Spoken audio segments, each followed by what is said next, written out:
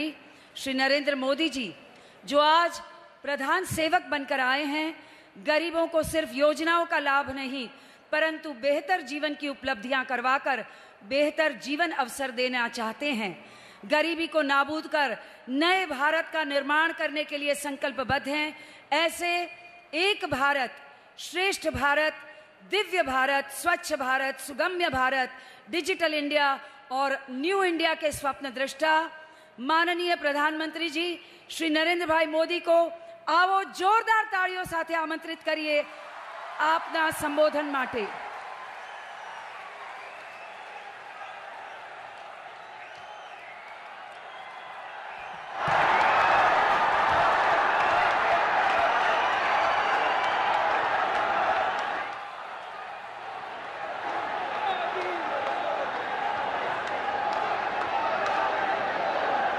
भारत माता की, भारत माता की, भारत माता की। मंच पर विराजमान दमन, दीव और दादरा नगर हवेली के प्रशासक श्रीमान प्रफुल्ल भाई पटेल, यहां के सांसद श्रीमान नटू भाई, पड़ोस में दमन के सांसद श्री लालू भाई, दादरा नगर एवं जिला पंचायत के अध्यक्ष श्रीमान रमन ककवा जी, सिलवासा नगर के अध्यक्ष भाई राकेश चौहान जी और विशाल संख्या में पधारे हुए दादरा नगर हवेली के मेरे प्यारे भाइयों और बहनों, मराठी बोलायचं, गुजराती बोलायचं, हिंदी बोलायचं, काय करायचं बोला।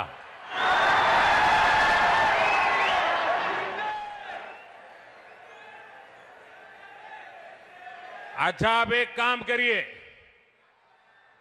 करेंगे, अपना मोबाइल बाहर निकालिए और मोबाइल बाहर निकाल करके उसकी लाइट जला करके आज के इस भव्य कार्यक्रम का आप स्वागत कीजिए। सबकी लाइटें जलनी चाहिए, हर एक के मोबाइल की लाइट जलनी चाहिए, हर किसी के मोबाइल की लाइट जलनी चाहिए। देखिए, सारे कैमरा वाले आपको अब रिकॉर्ड कर रहे हैं, सबका हाथ ऊपर चाहिए, एकदम हाथ ऊपर, हाथ ऊपर करके हिलाइए।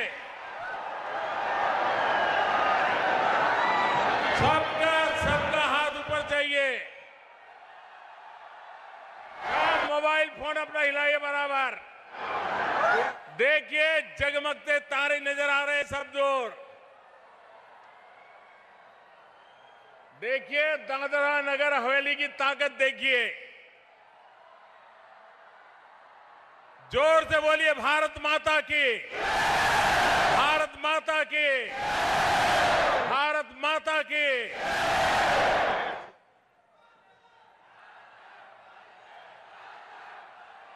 कमाल कर दिखाया आप लोगों ने आज।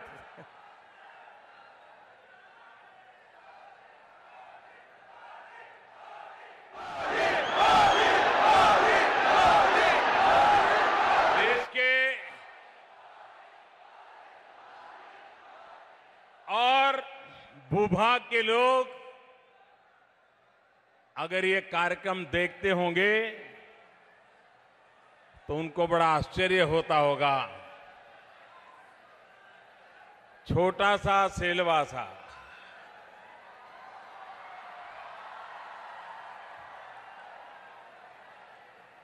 एक छोटा सा क्षेत्र, हिंदुस्तान की सबसे छोटी जो पार्लियामेंट सीट है उसमें जिसका नाम है, और ये जनसागर कोई देखे तो बड़े से बड़े प्रदेश की रैली भी इतनी बड़ी नहीं होती है। भाइयों बहनों, ये यूनियन टेरिटरी केंद्र शासित प्रदेश, चाहे दादरा नगर हवेली हो या दीव दमन हो, लोगों को पता ही नहीं था कि उनकी सरकार कौन सी है। यहां जो कलेक्टर आते थे उसको ही वो सरकार मानते थे। पहली बार प्रफुल्ल भाई को प्रशासक रखने के बाद दादरा नगर हवेली का हर नागरिक को लगने लगा है कि अब दिल्ली में हमारा कोई रखवाला बैठा है। हमारे सुख दुख की चिंता अब दिल्ली से हो रही है। ये पहली बार दादरा नगर हवेली और दीव दमन के लोगों को लगने लगा है। वरना उन्होंने मान लिया था कि भाई क्या करे, यहां तो कोई सरकार तो है नहीं, दिल्ली बहुत दूर है, चलो जैसा है वैसा गुजारा कर लेंगे। लेकिन हमने दिखा दिया कि हिंदुस्तान का छोटा सा छोटा इलाका भी, गरीब से गरीब नागरिक भी, उसका इस देश पर उतना ही हक है जितना दिल्ली में रहने वालों का होता है। और इसलिए ये 125 करोड़ देशवासियों का हिंदुस्तान है। हर 125 करोड़ देशवासी का, हर नागरिक उसका मालिक है। उस हर नागरिक का भाग्य बदलना ये इस देश की सामूहिक जिम्मेवारी है।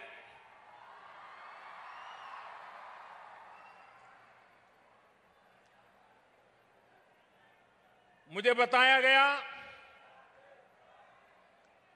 कि यहां पर 1980 के पहले, यानी करीब करीब 35-40 साल पहले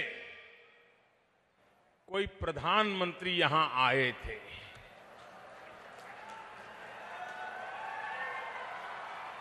जो आज 35 साल के हो गए, उनको तो पता भी नहीं होगा कि क्या प्रधानमंत्री की सूची में ये छोटी सी जगह भी होती है कि नहीं होती।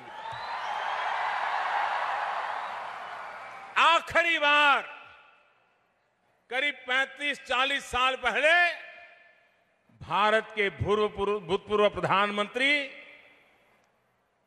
श्रीमान मोरारजी भाई देसाई यहां आए थे। उसके बाद प्रधानमंत्री के रूप में मुझे आज आपके बीच आने का सौभाग्य मिला है। लेकिन मैं पहली बार नहीं आया हूं। शायद ही यहां कोई पंचायत होगी कि जहां मैं गया नहीं हूं। स्कूटर पे दौरा करता था, यहां सैकड़ों परिवार मिल जाएंगे आपको जो बताएंगे कि मोदी जी पहले हमारे यहां आते थे, खाना खाते थे, कभी हमारे यहां चाय पीते थे। कई लोग यहां बैठे होंगे। इस पूरे क्षेत्र में मुझे भ्रमण करने का सौभाग्य मिलता था और इसके कारण मैं आपके सुख दुख से परिचित हूं। यहां पर विकास की संभावनाओं से परिचित हूं। और एक प्रकार से अब सिलवासा, दमन, ये लघु भारत बन गए हैं, मिनी इंडिया बन गए हैं। हिंदुस्तान का कोई कोना ऐसा नहीं होगा जिसके लोग इस इलाके में रहते नहीं होंगे। हिंदुस्तान के हर कोने के नागरिक हमारे इस भूभाग में रहते हैं। मैंने भारत सरकार के अधिकारियों से पूछा एक बार,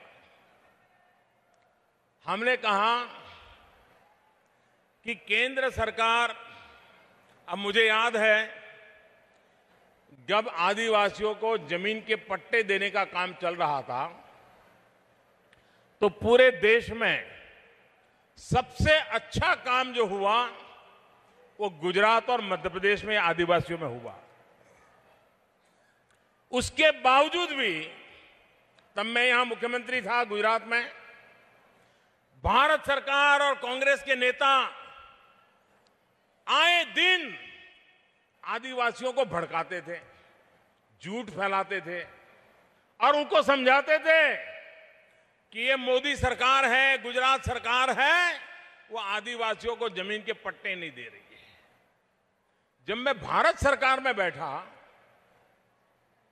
तो मैं हैरान हो गया, जहां कोई बीच में राज्य सरकार नहीं है, जिसमें सीधी सीधी जिम्मेवारी केंद्र सरकार के अधिकारियों की है। सारे हिंदुस्तान में आदिवासियों को जमीन के हक के पट्टे दिए जाते थे, लेकिन इतने साल तक जिन्होंने दिल्ली में शासन किया और राज्यों को जो कटघरे में खड़ा कर देते थे, झूठे आरोप लगाते थे, मुझे दुख के साथ कहना पड़ रहा है कि दादरा नगर हवेली में जहां मेरे आदिवासी भाइयों की जनसंख्या है, उनको एक जमीन का पट्टा नहीं दिया गया था।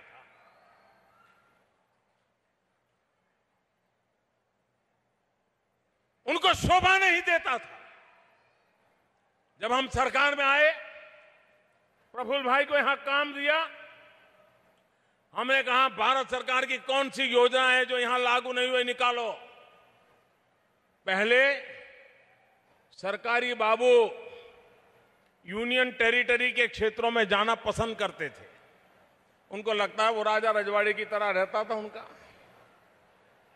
एमपी को संभाल लिया तो काम चल जाता था।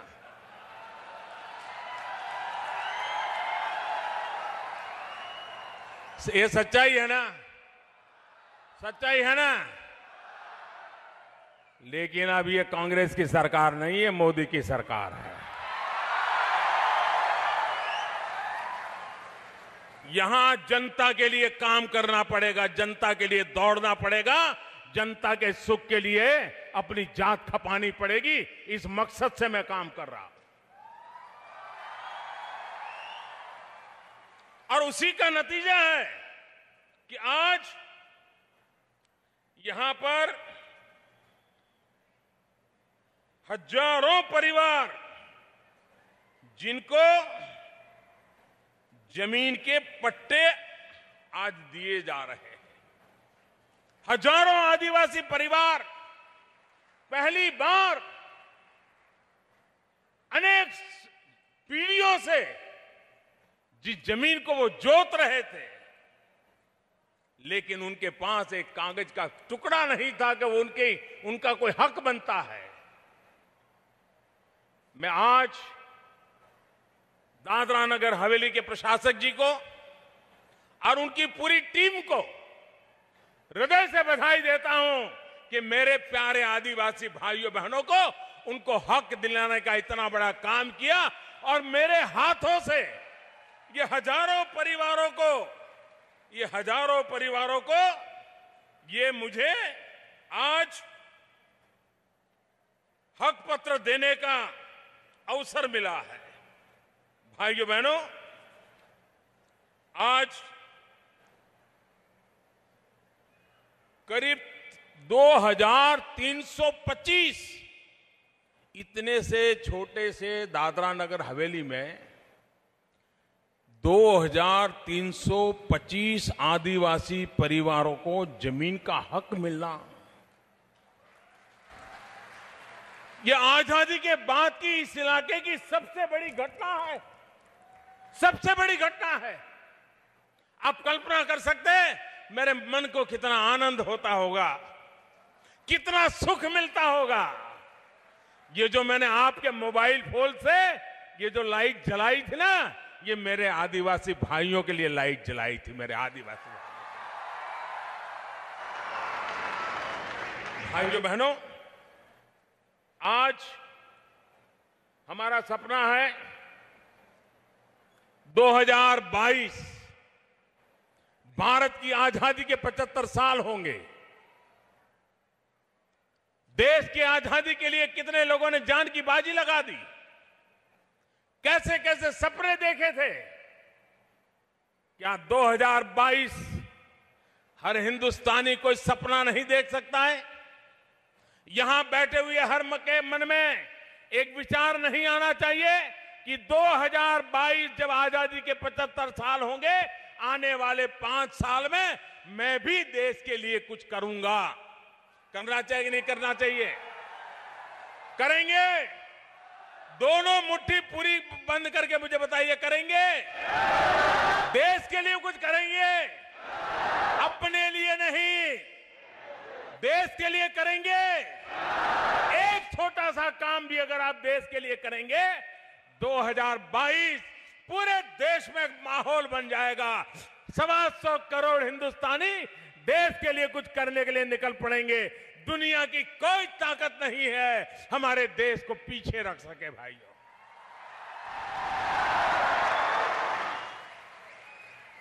हमने एक सपना संजोया है। 2022 जब आजादी के 75 साल होंगे, हमारे देश का एक भी गरीब ऐसा नहीं होना चाहिए जिसके पास रहने के लिए अपना खुद का घर न हो। गरीब से गरीब को भी रहने के लिए घर मिलना चाहिए कि नहीं मिलना चाहिए? मिलना चाहिए कि नहीं मिलना चाहिए? भाइयों बहनों, ये संघ प्रदेश में दादरा नगर हवेली में जो अभी सर्वे किया गया है, गांवों में 6,234 परिवार इनके पास घर नहीं है, और सिलवासा जैसे शहरी इलाके में 800 परिवार है जिनको अपना घर नहीं है। 2022 तक इन 7,000 परिवारों को खुद का घर देने का काम उसका आज प्रारंभ हो रहा है। और इसलिए मैं इन सभी मेरे गरीब परिवारों को आज हृदय से बधाई देता हूं। आपने अपने मोबाइल से आज जो रोशनी फैलाई है, वो उन गरीबों को घर मिलने के उत्सव की रोशनी है। और घर भी सामान्य नहीं, घर भी सामान्य नहीं, घर ऐसा होगा जिसमें बिजली होगी, पानी का प्रबंध होगा, शौचालय होगा, नजदीक में बच्चों की को पढ़ने के लिए स्कूल होगी, बूढ़ों के लिए दवाई की व्यवस्था होगी। ऐसा घर देने का हमारा इरादा है।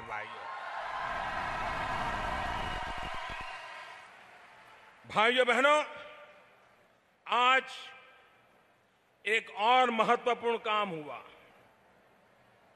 और वो है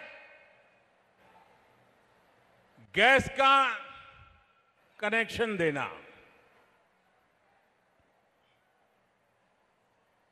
और उसके साथ चूल्हा भी भेंट में मिल रहा है, कुकर भी भेंट में मिल रहा है, चूल्हा जलाने वाला गैस का लाइटर भी भेंट मिल रहा है। भाइयों बहनों, ये हमारा देश, हमारी नेता लोग, इनकी सोच कैसी थी जरा सोचिए आप।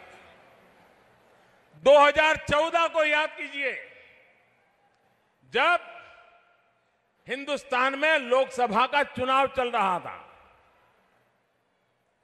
एक तरफ भारतीय जनता पार्टी ने मुझे प्रधानमंत्री का उम्मीदवार बनाया था, मेरे सामने कांग्रेस चुनाव के मैदान में थी। चुनाव में पॉलिटिकल पार्टियां वादा करती हैं। कांग्रेस पार्टी ने दिल्ली में बड़ी मीटिंग की, लोकसभा चुनाव की रणनीति के लिए मीटिंग की, और उसके बाद पत्रकार वार्ता की, प्रेस कॉन्फ्रेंस की। उस प्रेस कॉन्फ्रेंस में क्या घोषणा की थी आप याद करना। उन्होंने कहा था कि 2014 के लोकसभा में हम जीतेंगे और हमारी ये सरकार बनेगी तो अभी जो एक साल में 9 गैस के सिलेंडर देते हैं हम उसको बढ़ा करके 12 कर देंगे। इस वादे के नाम पर देश में चुनाव लड़ा गया था।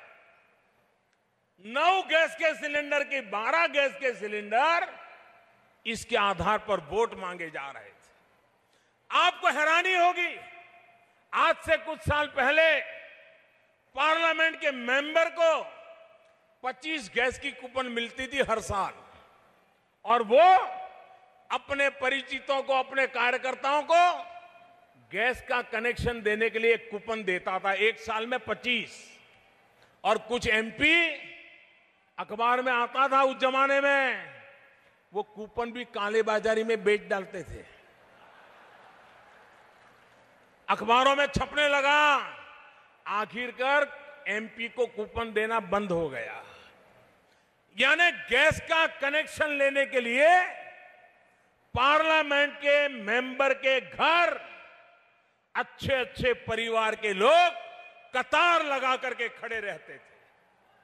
आपने भी सुने देखा होगा कितनी मशक्कत की होगी तब आपको गैस का सिलेंडर मिला होगा। भाइयों बहनों, हमारी सरकार बनी, मैं ये सोचता था कि मेरी गरीब माताओं का क्या गुना, जो लकड़ी का चूल्हा जला करके खाना पकाती है।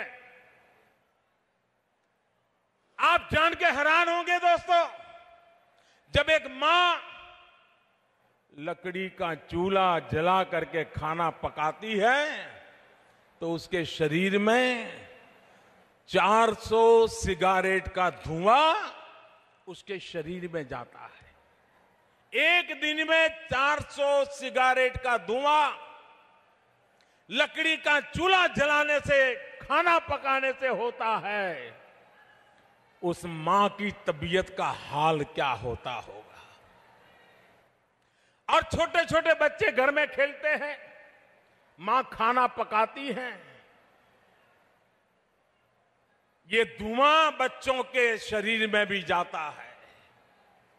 उन बच्चों के शरीर का क्या होता होगा। भाइयों बहनों, इस पीड़ा से, इस दर्द से, और मैं तो गरीबी में पैदा हुआ हूं, मैंने मेरी मां को लकड़ी का चूल्हा जलाते देखा है। पूरा घर धुएं से कैसे भर जाता था वो अपनी आंखों से देखा है, अनुभव किया है। तब मन में एक कसक थी कि मैं इन मेरी गरीब माताओं को इससे मुक्ति कैसे दिलाऊं। और भाइयों बहनों, हमने बीड़ा उठाया, हर गरीब परिवार में गैस का चूल्हा पहुंचाएंगे, मुफ्त में कनेक्शन देंगे। 11 महीने हुए योजना लागू किए, अब तक 2 करोड़ परिवारों को गैस का चूल्हा पहुंच गया है।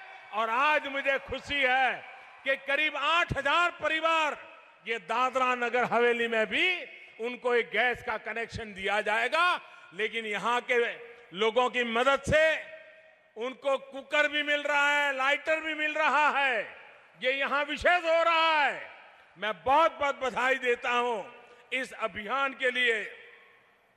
भाइयों बहनों, आज यहां पर मेरे दिव्यांग भाइयों बहनों के लिए कुछ साधन देने का काम हुआ है, इलेक्ट्रिक व्हीकल देने का काम हुआ है। जो देख नहीं पाते हैं ऐसे दिव्यांग को हाथ में आधुनिक छड़ी दी है ताकि सेंसर से पता चले सामने कुछ आता है तो।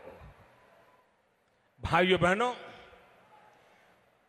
सब सरकारों में ये योजनाएं होती थी, लेकिन हमारी सरकार आने के बाद अब तक करीब 5000 कैंप लगे हैं और लाखों दिव्यांगों को मदद पहुंचाई गई है।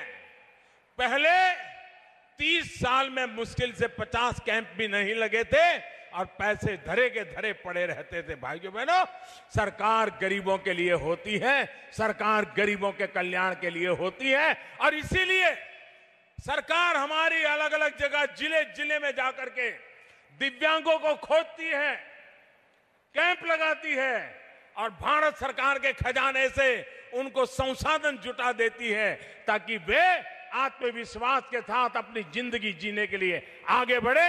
उस दिशा में काम हो रहा है। भाइयों बहनों, आज यहां जन औषधि केंद्रों का भी लोकार्पण हुआ है।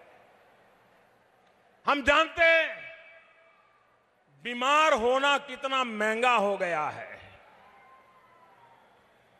सुखी परिवार हो, मध्यम वर्गीय परिवार हो, परिवार में पति पत्नी दोनों कमाते हो, लेकिन अगर घर में कोई बीमारी आ जाए तो घर का पूरा आर्थिक कारोबार चौपट हो जाता है। बेटी की शादी करवानी हो तो नहीं करवा पाते, मकान खरीदना हो तो नहीं खरीद पाते, दवाई इतनी महंगी होती है, डॉक्टर इतने महंगे होते हैं। भाइयों बहनों, हमने तय किया 800 जितनी दवाइयों का लिस्ट बनाया, दवाई बनाने वालों को बुलाया। हमने कहा इतने रुपये क्यों मार रहे हो भाई, ये इतना मुनाफा करके क्या करोगे? सब लाइन में लग गए और जो दवाई 1200 रुपये में बिकती थी वो 70-80 रुपये में बिकना शुरू हो गया भाई। जो दवाई 300 रुपये में बिकती थी वो 7 रुपये 10 रुपये में बिकने लग गई। क्यों? गरीब को भी दवाई मिलनी चाहिए, समय पर मिलनी चाहिए, उसको भी तो जीने का हक होता है। सरकार में दम होना चाहिए, तब वो परिवर्तन ला करके रहते हैं भाई। ऐसे जनऔषधि केंद्र आज दादरा नगर हवेली में शुरू हो रहे हैं ताकि यहां के गरीब को, और डॉक्टर कुछ भी लिख करके दे दें, आप चिंता किए बिना ये जन औषधि केंद्र की दवाई लीजिए, कोई फर्क नहीं है। वो सस्ती है इसलिए खराब है, ऐसा अगर कोई भ्रम फैलाता है तो मत मानिए। गरीबों को लूटने नहीं दिया जाएगा, मध्यम वर्ग के आदमी को मरने नहीं दिया जाएगा। और इसलिए भाइयों बहनों, अनेकविध योजनाएं लेकर के आज मैंने देखा जब वाईफाई की बात आई सारे नौजवान उछल पड़े। जैसा ही वाईफाई के उद्घाटन का टीवी पे दिखाया, सबको खुशी की लहर आ गई। ये बदले हुए न्यू इंडिया का ये नमूना है। उसको लगता है जीवन का हिस्सा हो गया है। लेकिन भाइयों बहनों, एक और काम मैं आपसे चाहता हूं, करोगे? ऐसे ढीला ढीला बोलोगे तो क्या करोगे? करोगे? इधर से आवाज नहीं आ रही है। करोगे? करोगे? अपने मोबाइल फोन पर भीम ऐप डाउनलोड कीजिए और भीम ऐप डाउनलोड करिए। इतना ही नहीं, अपने इलाके के सभी व्यापारियों को भी भीम ऐप डाउनलोड करवाइए। और अब कैश में पैसे किसी को दीजिए मत, उसको बताइए भीम ऐप से मैं पैसा देना चाहता हूं, तुम भी मुझे भीम ऐप से जो देना चाहते हो दे दो। आदत डाल दीजिए भाइयों बहनों। ये वाईफाई का आपको जो आनंद आ रहा है ना, अगर आप एक अपने ही मोबाइल फोन को अपनी बैंक बना दीजिए, अपने ही मोबाइल फोन को अपना बटवा बना दीजिए। कम कैश से कारोबार कैसे चले? भाइयों बहनों, भ्रष्टाचार के खिलाफ एक बहुत बड़ा जंग मैंने छेड़ा है। आप मुझे बताइए, भ्रष्टाचार जाना चाहिए कि नहीं जाना चाहिए? बेईमानी खत्म होनी चाहिए कि नहीं होनी चाहिए? ईमानदारी से देश चलना चाहिए कि नहीं चलना चाहिए? आपकी मदद के बिना कैसे होगा? करोगे मदद? करोगे मदद? और उसका एक उपाय है कम कैश। कम कैश। आप भीम ऐप से भुगतान करने की शुरुआत कीजिए। काले बाजारी, भ्रष्टाचार के रास्ते बंद होना शुरू हो जाएंगे भाइयों। और इसलिए मुझे आपकी मदद चाहिए। ये वाईफाई का उपयोग, और अभी तो एक योजना बनाई है भारत सरकार ने, आप उससे कमाई कर सकते हैं। जो नौजवान वैकेशन में कमाई करना चाहते हैं, उनके लिए मैंने पूरे देश में एक योजना बनाई है। आप अगर भीम ऐप से अपना आर्थिक कारोबार करते हैं और एक और व्यापारी को या कोई और व्यक्ति को भीम ऐप डाउनलोड करके 3 बार खरीद बिक्री करने का सिखा देते हैं, और अगर वो करता है तो सरकार की तरफ से आपके मोबाइल फोन में 10 रुपया आ जाएगा। अगर दिन में आप 20 लोगों को करोगे तो आपके मोबाइल फोन में 200 रुपया आ जाएगा। अगर इस वैकेशन के 3 महीने ये काम कर लिया तो आप 18-20 हजार रुपया कमा सकते हैं।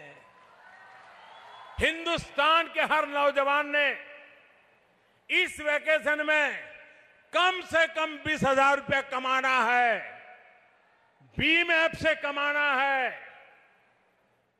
अब मुझे अपने मां बाप से खर्च के लिए पैसा नहीं मांगना है। मोदी जी की योजना का फायदा उठाऊंगा, भीम ऐप का प्रचार करूंगा और हर दिन 20 लोगों को समझा करके 200 रुपया कमा के रहूंगा। ये काम हम कर सकते हैं भाई। करोगे? करोगे कि वो थैली वाला ही करोगे? पोटली है? पोटली बोलते हैं क्या बोलते? हाँ, वो नहीं करना है। भाइयों बहनों, अनेक योजनाओं का यहां आज आरंभ हुआ है, लोकार्पण हुआ है। सारी योजनाओं का मैं उल्लेख नहीं कर रहा हूं। एक साथ इतनी सारी योजनाएं, गरीबों को आवास, आदिवासी को घर, नौजवान को वाईफाई, युवकों को रोजगार, माताओं बहनों को गैस का कनेक्शन, कोई ऐसा नहीं है जिसको कोई लाभ न पहुंचा हो। शायद दादरा नगर हवेली के इतिहास में आजादी के बाद पहली बार इतना बड़ा समागम हुआ होगा, इतनी बड़ी सरकारी योजना आई होगी और इतना बड़ा फायदा पहुंचाया होगा। मेरे साथ दोनों मुट्ठी बंद करके जोर से बोलिए, भारत माता की। ऐसे नहीं, दमन वालों को भी परेशानी होनी चाहिए काम कैसे होता है, ऐसा जयकारा बोलिए जरा। भारत माता की, भारत माता की, भारत माता की। बहुत बहुत धन्यवाद।